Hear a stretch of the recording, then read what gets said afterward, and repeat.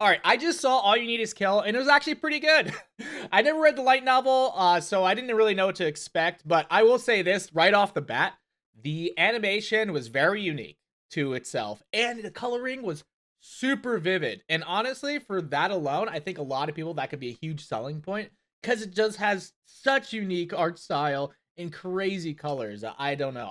I absolutely loved it. But the movie had fun action and a good amount of it actually. The exosuits were really exciting to see. They had these giant axes and their movement were really fun to watch them move. But it not only had like decent action, there was really good themes with like isolation, trauma, and the human connection. They were all done somewhat well, I would say. Although I would say probably could expand it on time. So it starts off with Rita essentially being sent off to clean the giant space plant that landed on Earth. And as she gets there to start the cleanup in her exosuit, she's like a bit clumsy with it. But shocker, everyone starts being attacked by this giant space plant, and everyone just dies. And then immediately she wakes up in her bed again, realizing that she's living the same day. Which was an interesting concept to start off with. There's two main characters, Rita and Keiji. Rita starts off pretty emotionally closed, wanting anything to change, including herself, just like disconnected, away from the world. And Keiji starts off pretty feeling like pretty weak and unconfrontational, just very timid. But essentially this time loop makes them have to face a lot about themselves and makes them stronger.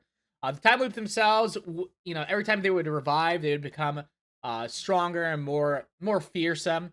However, when it starts off with Rita, she starts off feeling more isolated because for a long time in the movie, she's dealing with this by herself. It starts mentally taking a toll from her because she's trying to be strong, she's trying to push through, fighting these aliens because she ends up trying to take them on and becoming more of a fighting force.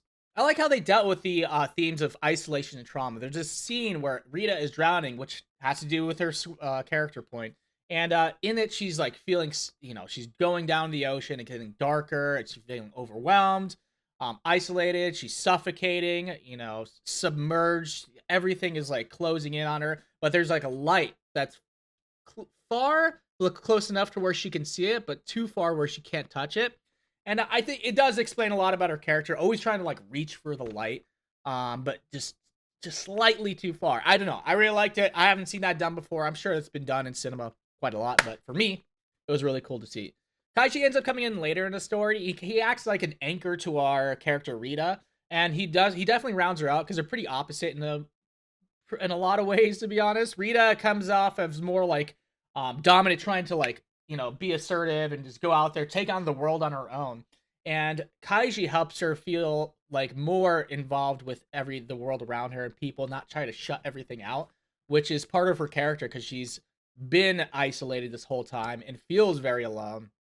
And Rita helps him become more assertive, confident, confrontational. All these things kind of like round each other out, and I think adds to the story quite a bit. They also have a connection because both of them are the only people who are experiencing this. They're both reborn every time each or either one of them die, and they're forced to relive the same day over and again. So they have a connection there, but they also have a connection to, having this past trauma, not facing what is really ailing them in some way.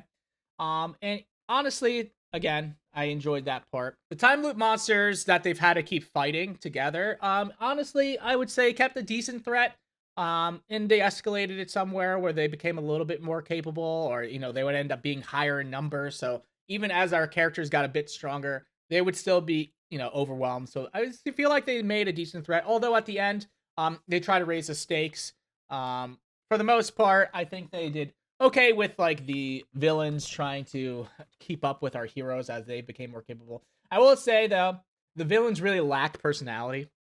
You don't really know much about them, except that they're like a survival just entity, or just a blank slate just for our heroes to try to grow and be more, you know, stronger. They're not really like a sentient being. I feel like they're just they're like a roadblock for our heroes, which is like fine, I guess, if that's what you want to do. But it is a little disappointing because you didn't really feel connected to them. I feel like more time and because it's such a short run, would have really helped out this movie emotionally for our characters, and not only that, but for the monsters. Try to maybe build them out a little bit more. Maybe what brings them to Earth or something. I don't know, anything to try to round them out. Like what is survival to them, and why do they use a time loop? I mean, they kind of explain it, but I don't know. I'm just saying they could have been expanded on, and that would have been really nice. I will say also the ending is quite a bit confusing. I saw a lot of complaints on that because I watched a couple of reviews before this. But yeah, I do see where they're coming from. The ending is pretty confusing, but kind of digress. I would say it's definitely worth a watch. I had a lot of fun. It is very much bordering on an 8 for me. I would say it's like high 7. It's like a B minus, like a 7.8, 7.9. It's like so close, but the fact that the artwork is so good, everything was really fun about it. But it just really needed a little bit more time to kind of round out the characters, round out the villains.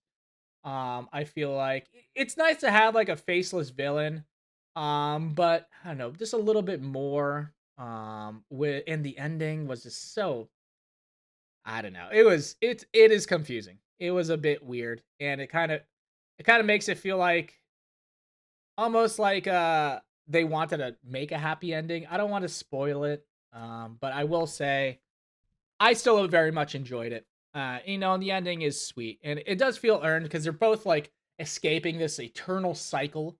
Not only from their own personal emotion, not I should say, not only from the cycle that they're getting reborn into, like Groundhog Day, but also the cycle of themselves escaping their past trauma. Yeah, I really enjoyed it again. Be sure to like, comment, subscribe, guys. Tell your family and friends about my channel. I love you. Goodbye.